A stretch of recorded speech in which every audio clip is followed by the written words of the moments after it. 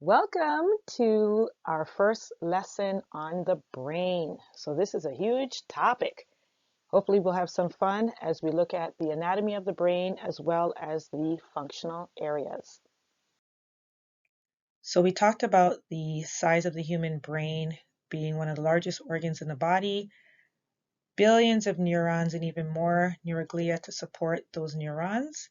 And we talked about how extensively branched the axons of those neurons can be so that they form synapses and communicate with several other neurons. Lots of pathways there for memory, for control, for sensing, for integration.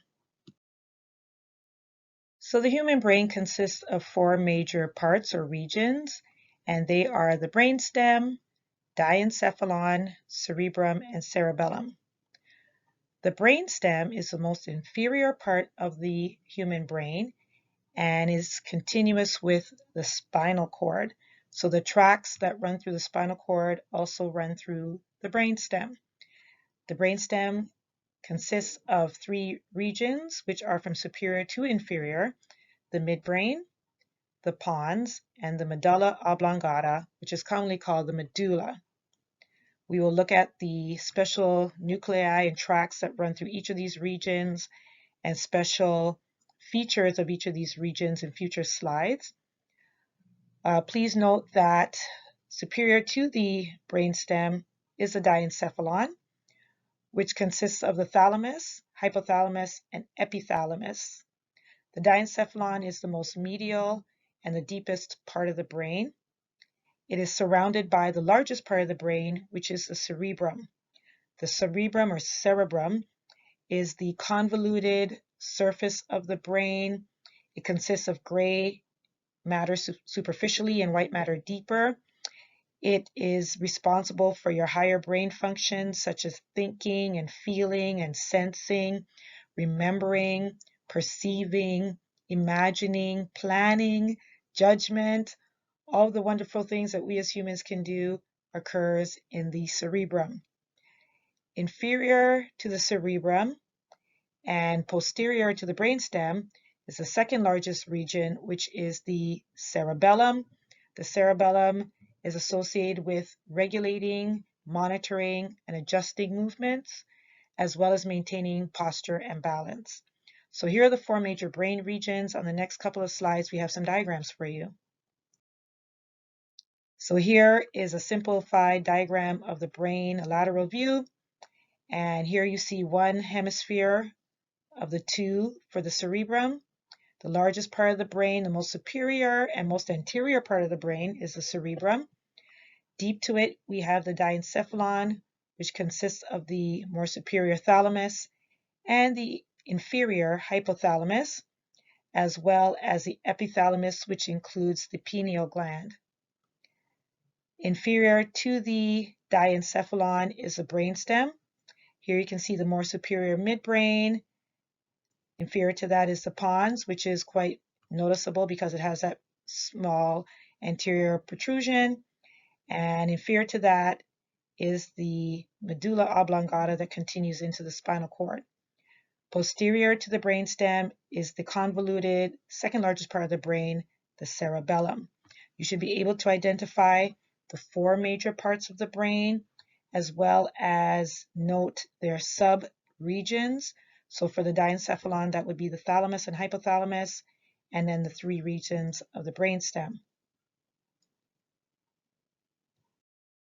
This is just a cadaver view of the same lateral view of the brain. Hopefully you will be able to identify the four major regions on any diagram of the brain, and one will be on your test. Okay, let's quickly review the protective coverings around the brain. Deep to the cranium, which of course is formed by the bones that we're familiar with, the frontal bone, parietal bones, temporal bones, the base of the skull made up of the occipital bone, and then the more anterior sphenoid and ethmoid bones. These make up the bony cranium that encase the brain. Deep to these bones, we have the cranial meninges, which of course include the dura mater, arachnoid mater, and pia mater, in order from superficial to deep. A major difference here around the brain compared to the spinal cord is that the dura mater has two layers. The more superficial periosteal layer is the one just deep to the bone and is actually fused to the bone. In some textbooks, it is described as the periosteum of those bones. But deep to the periosteal layer is the true dura mater, the meningeal layer. Let me say that slowly. The meningeal layer that extends around the brain and around the spinal cord. So this is the layer of the meninges that we saw around the spinal cord that now also extends up around the brain. The meningeal layer separates from the periosteal layer in specific regions around the brain to form little drainage cavities called dural sinuses, D-U-R-A-L, sinuses. In this diagram, one is depicted, that is the superior sagittal sinus. These dural sinuses are spaces that collect cerebrospinal fluid that had circulated through the ventricles into the subarachnoid space and then drains into the sinuses via these projections shown here in pink called arachnoid villi. So the arachnoid villi are extensions of the arachnoid mater that drain cerebrospinal fluid from the subarachnoid space into the sinuses. Also note that the meningeal layer extends into the spaces between the major brain regions to anchor those deeper regions to the cranium. So here, the meningeal layer is dipping into the space between the two cerebral hemispheres. That space is called the longitudinal fissure, and that extension is called the falx cerebri. It is one of the three major dural extensions. You'll see the others on the upcoming slides. Deep to the meningeal layer, we have the arachnoid mater. The space between those two layers would be the subdural space containing interstitial fluid. And deep to the arachnoid mater, of course, is a subarachnoid space that contains the cerebrospinal fluid and the large blood vessels. And deep to that would be the vascularized pia mater that follows all the contours of the brain, is vascularized, and provides blood vessels to the deeper brain tissue. Extensions of the dura mater. On the previous slide, I introduced you to the meningeal layer of the dura mater, which extends into the large spaces between the major brain regions. The three dural extensions, which are also called dura septa or dural folds, are the falx cerebri, the falx cerebelli, and the tentorium cerebelli. The falx cerebri extends into the longitudinal fissure, please write that down, the longitudinal fissure between the two cerebral hemispheres. So that is that long, deep groove that runs from anterior to posterior between the two halves of the cerebrum. The dural extension in the longitudinal fissure that separates the two cerebral hemispheres is the falx cerebri. Similarly, the dura mater extends between the two halves of the cerebellum and forms the falx cerebelli. So the falx cerebelli separates the two cerebellar hemispheres. Then we have the extension that runs horizontally between the cerebrum superiorly and the cerebellum inferiorly. That dural extension is called the tentorium cerebelli. It separates the cerebrum from the cerebellum. That space or groove between the cerebrum and the cerebellum is called the transverse fissure. I will show that to you on a future slide, but please note that the tentorium cerebelli is found in the transverse fissure between the cerebrum and the cerebellum. We were introduced to the blood-brain barrier back in the chapter where we looked at neural tissue. There we described how the astrocytes wrap around the capillary cells in the brain and form a very important selective barrier. Also note that the spaces between the capillary cells are very tight and form tight junctions that act as another selective feature. The blood-brain barrier, or BBB, protects the brain from harmful substances that might be in the blood, as well as substances in the blood that may affect neural function. So neurons are very sensitive to ion concentration, especially that of potassium. Neurons are very sensitive to substances that can act as neurotransmitters, and neurons are very sensitive to factors that can affect their resting membrane potential and act as either suppressants or we were introduced to the blood-brain barrier back in the chapter where we looked at neural tissue. There we saw that the astrocytes, as glial cells, wrap around the capillaries in the brain and form a selective barrier that determines what can filter out of the blood into the interstitial fluid around the brain. So note that the brain is a relatively large organ, but for its size, it receives a large blood supply.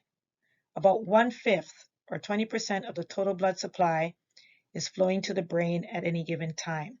And that is because the brain is highly metabolic and requires a large supply of oxygen and nutrients to make the ATP, to work those sodium and potassium pumps that maintain and restore the resting membrane potential. The main blood vessels supplying the brain are the internal carotid artery and vertebral arteries that branch off of the aorta, and draining blood out of the brain are the jugular veins. I hope I said that right, because brain rhymes with veins and sometimes it gets mixed up. So the jugular veins drain the brain. Hopefully that helps. Now, the blood-brain barrier protects the brain and the neural tissue from harmful substances that might be in the blood. The neurons are very sensitive to electrolytes and other substances that can disrupt the membrane potentials and can lead to either excitation or suppression of neural activity. The neurons are very sensitive to substances that can act as neurotransmitters and unintentionally affect neural signaling. So the blood-brain barrier limits what passes out of the blood into the interstitial fluid around the brain tissue.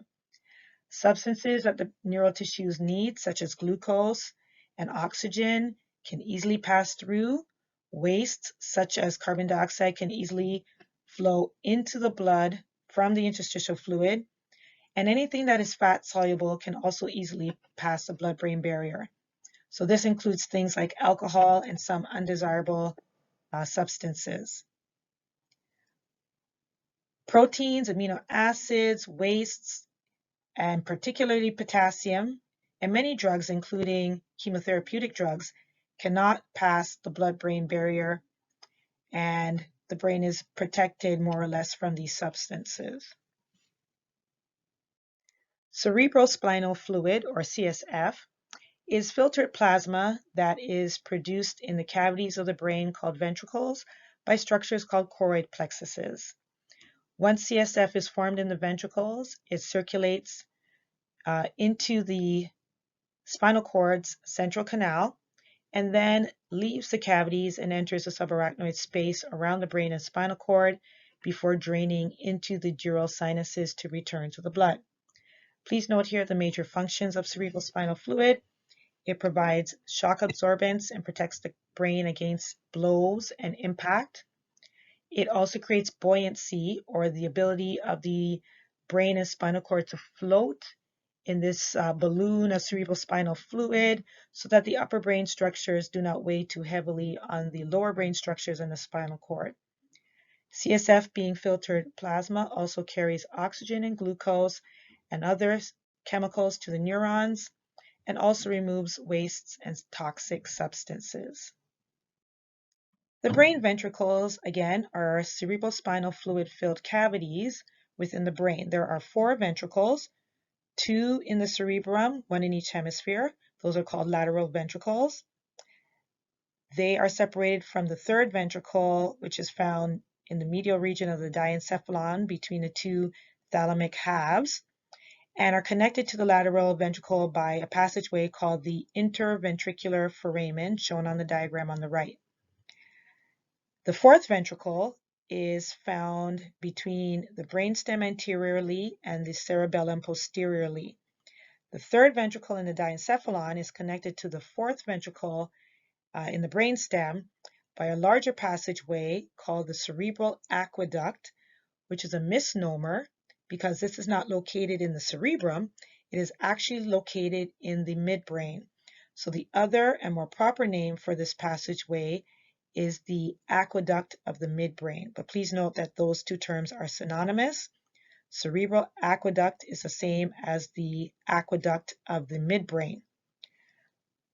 After passing into the fourth ventricle, CSF then drains into the central canal of the spinal cord, as well as through little openings called apertures into the subarachnoid space around the brain and the spinal cord.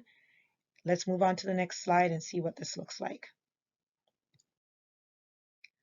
So this is just another view of these lateral and third and fourth ventricles and the passageway for their flow. On the left, we have a lateral view. It's the reverse of what you saw in the previous slide. And on the right, we have an anterior view. So you're looking forward at the ventricles and the ventricular system for CSF flow. So it's clear that you can see, hopefully, the two lateral ventricles, one in each cerebral hemisphere, connected by the interventricular foramen to the third ventricle in the diencephalon, connected by the aqueduct of the midbrain, or cerebral aqueduct, to the fourth ventricle between the brainstem and the cerebellum. CSF is produced by all four ventricles, and it collects as it flows from one to the next, then into the central canal of the spinal cord, and through these apertures, not shown on this diagram, into the subarachnoid space. Let's get to that diagram so you can see what's happening after this. The choroid plexuses are the networks within the ventricles that produce cerebrospinal fluid, filtering blood plasma across the capillary walls, and then the ependymal cells, which again are one of the four microglial cells in the central nervous system. And these are the cells that line the ventricles and also surround the capillaries to form choroid plexuses. So choroid plexuses, again, are the networks that produce CSF in the ventricles. This diagram is a transverse section through the cranium and the brain, showing you the two lateral ventricles, one within each cerebral hemisphere or half. And you can also see the networks that are the choroid plexuses. This diagram is also great because it shows you the subarachnoid space, that large dark space around the brain. The pia mater is the meningeal layer clinging to the surface of the brain, and surrounding that is the arachnoid mater that forms that subarachnoid space. It is very closely associated with the dura mater, so you can't even see the subdural space in this diagram. Neither can you see the two layers of the dura mater, the meningeal and the periosteal, that clings to the bone, but you can see where the meningeal dura extends into the space between the two cerebral hemispheres, making the falx cerebri. That's one of the three dural extensions we mentioned on a previous slide. You can also see at the bottom of the diagram where the meningeal layer separated from the periosteal layer of the dura mater to form the superior sagittal sinus. So this slide and the next provide, I hope, a good overview of the pathway for CSF production and flow, showing the origins in the lateral ventricles, in the cerebrum, the interventricular foramen that connects the lateral ventricles to the third ventricle, where more CSF is produced before flowing through the cerebral aqueduct into the fourth ventricle, between the brainstem and the cerebellum, down into the central canal of the spinal cord, and through various apertures. So on the diagram, you can see the median aperture on the bottom left and the lateral aperture in the center of the diagram. Through those passageways, the CSF will enter the subarachnoid space around the brain and spinal cord before draining via the arachnoid villi, those small projections, into the dural sinuses around the brain formed by separation of the periosteal and dural meninges. That's shown in blue. The next slide summarizes the pathway for CSF flow for us very nicely. So please review the pathway here, be able to describe in order the production and flow of CSF. And I think we've exhausted that topic, but it's an important one, so look out for that on your test.